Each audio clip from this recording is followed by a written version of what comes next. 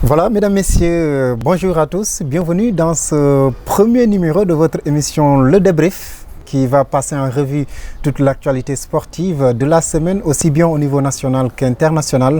Alors, pour ce premier numéro, nous avons l'honneur et le privilège d'accueillir sur ce plateau Alioune Soumaré. Il est ancien international de football, ancien capitaine de la Jeanne d'Arc aussi de Dakar, qui va sans doute revenir avec nous pour un peu décortiquer l'actualité du football notamment. Alors, bonjour Soumaré.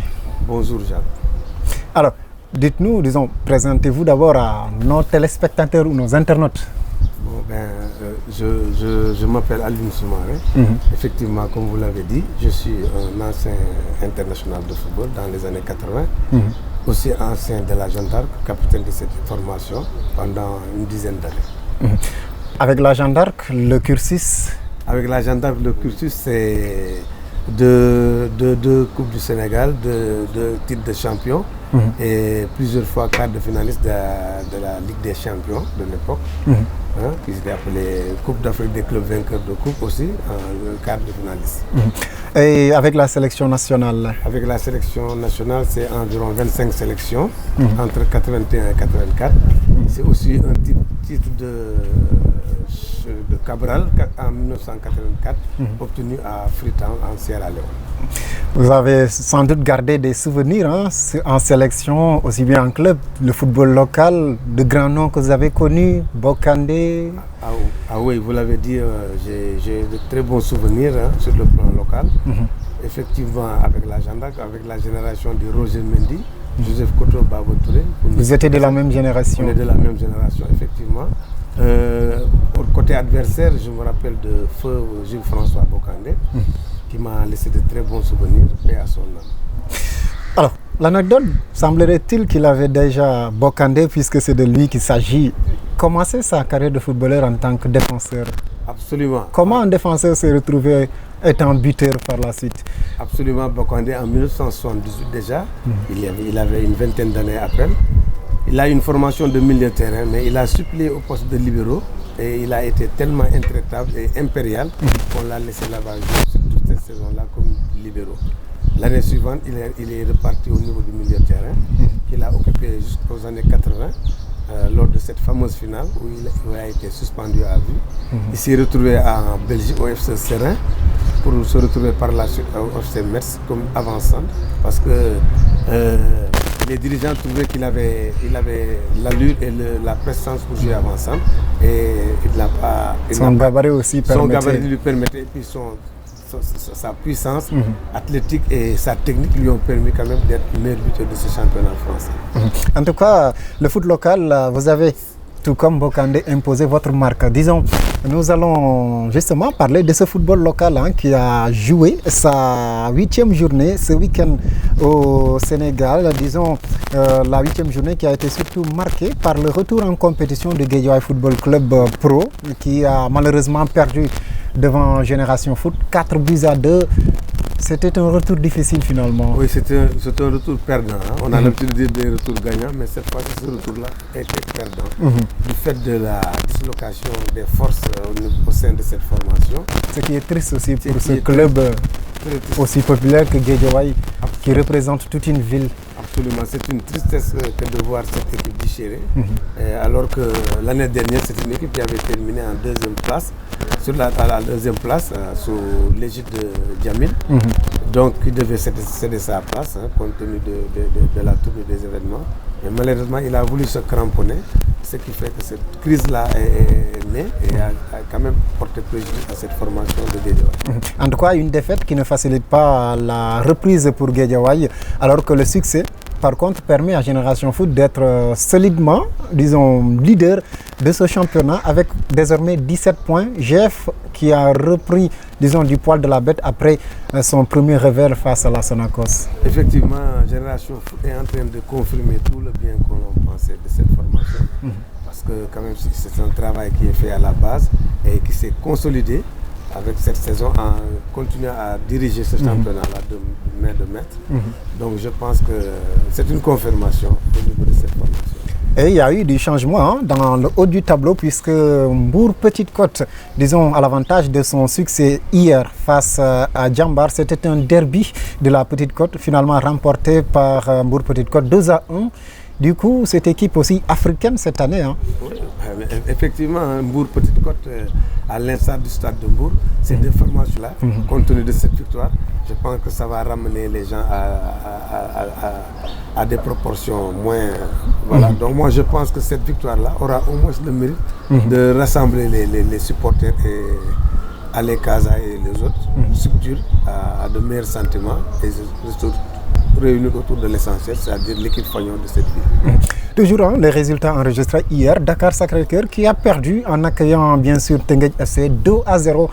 Finalement, cette équipe qui sort fraîchement de la Ligue 2, championne de la Ligue 2, gère difficilement son apprentissage dans l'élite. Ah oui, moi je pense que la pilule est assez difficile à avaler, assez amère, parce que en général, on avait l'habitude de voir les centres de formation dès qu'elle accédait à la Ligue 1, faisait la différence. Parce qu'il y avait l'euphorie, il y avait l'entente. Djambar l'a fait, Génération Foot également.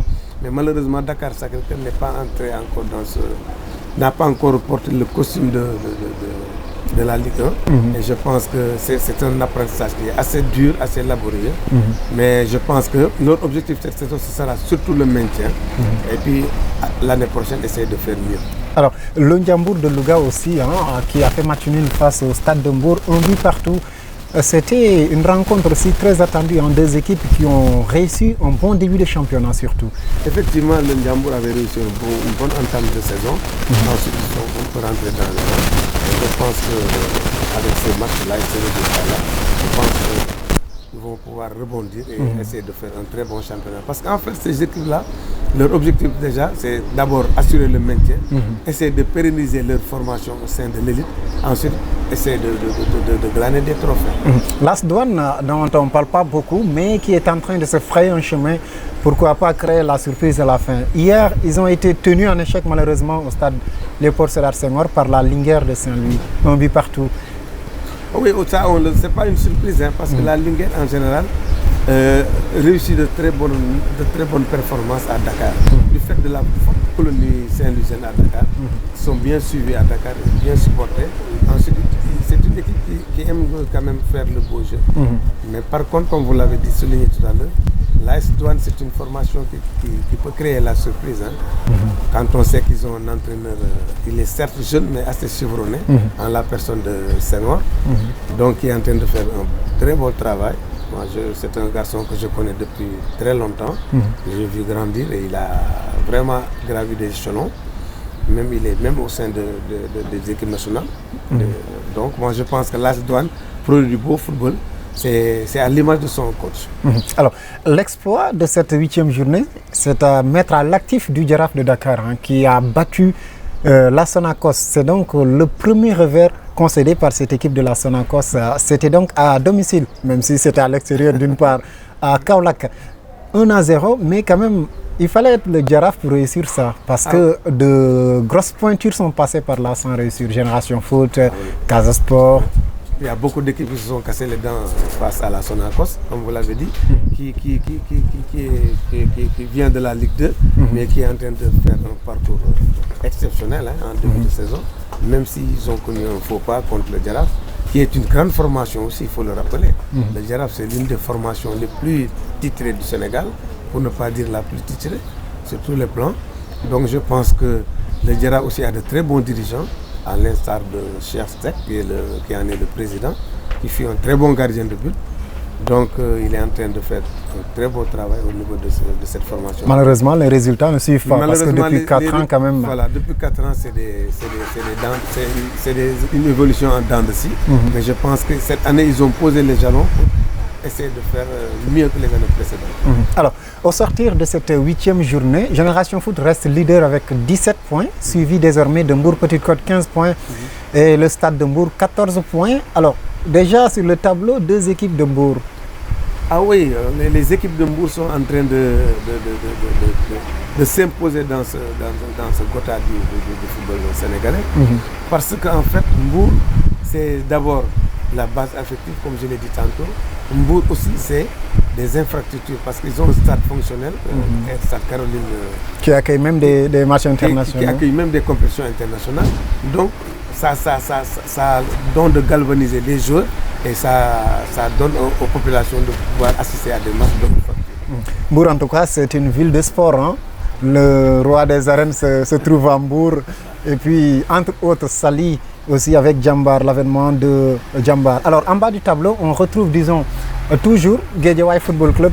Un seul petit point depuis le début de ce championnat. Et puis, Djambar, 4 points pour ces deux clubs aussi qui ont joué par moments les grands rôles. Malheureusement, vous l'avez dit, c'est dommage pour Guédiawaye FC, compte tenu de la situation de crise. Mais c'est aussi un peu dommage pour cette formation de Djambar qui nous avait habitués à des performances beaucoup plus à son confort, à son standing. Et malheureusement, c'est une formation qui privilégie la formation et la vente des joueurs. Donc finalement, chaque année, il y a un éternel recommencement.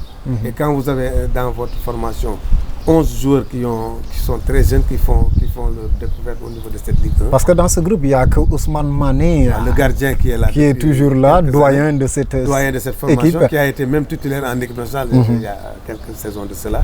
C'est le seul rescapé de cette formation, mais tout le reste sont partis monnaie leur paiement. Malheureusement, il faut faire avec il faut peut-être jouer le maintien pour Djambar. Ah oui, le Djambar cette saison, l'objectif premier, c'est le maintien, rien que le maintien. Après, maintenant, l'année prochaine, ils vont revoir leur copie